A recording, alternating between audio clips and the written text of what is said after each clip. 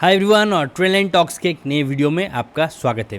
तो रुपी धीरे धीरे वीक होता जा रहा है और धीरे धीरे ये 100 रुपीज़ पर डॉलर मार्क की तरफ जा रहा है। तो इसका क्या इम्पैक्ट होने वाला है हमारे इकोनॉमी।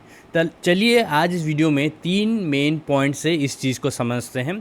तो सबसे पहला पॉइंट है commodity becomes more expensive. India imports most of its crude oil, gold and many other industrial raw materials in US dollar. As the rupee weakens, these imports become costlier even if the global prices remain unchanged. तो देखिए crude oil का price जो 2013 और 14 में था तो अभी भी उतना ही है। इनफैक्ट अभी थोड़ा सा कम है वो मतलब $90 $100 उसी के आसपास अभी है। लेकिन 2013 और 14 में पेट्रोल का कॉस्ट कितना था रिकॉल कीजिए, 70s अराउंड था, लेकिन अभी 110 अराउंड हो चुका है।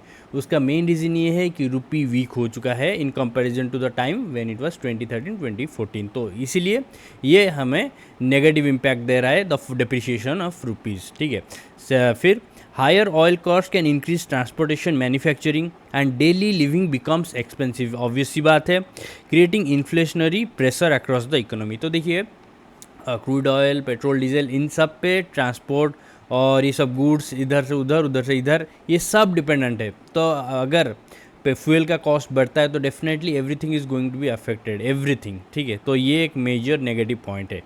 तो दूसरा point, exporters benefit, heavy import heavy businesses suffer. ठीक है, एक्सपोर्टर्स बेनिफिट, इसका क्या मतलब है देखियो, sectors like IT service, pharmaceuticals and exporters earn revenue in dollars. ठीक है, so a weaker rupee can improve their earnings when converted back to INR। तो ये ऑब्वियस सी बात है, वो डॉलर्स में डील करते हैं, डॉलर्स में ट्रेड करते हैं और उसी डॉलर्स को अगर जब वो पेमेंट रिसीव करते हैं और इंडियन करेंसी में वो कन्वर्ट होता है, क्योंकि उसका वैल्यू अभी हाई है, rupees $1 is equals to more number of rupees, तो ऑब्वियसली उनको ज़्यादा रेवेन्यू मिल रहा है, तो ये उनके लिए बेनिफिशियल है।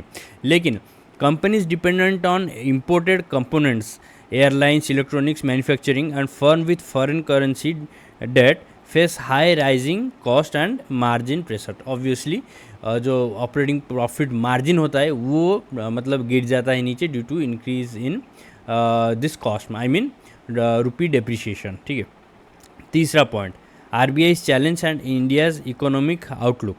RBI has been intervening through forex reserves and liquidity measures to reduce excessive volatility in the currency market.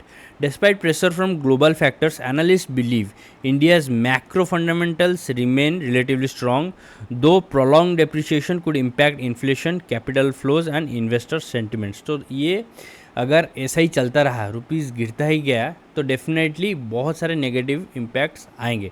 और उसके साथ जो पॉजिटिव बेनिफिट्स हमने देखा वो लिमिटेड है कुछ ही सेक्टर्स को, लेकिन बाकी अगर हम सब देखें 90% हमें लॉसेस ही फेस करने पड़ेंगे। तो इसीलिए let's expect rupees to recover in coming days.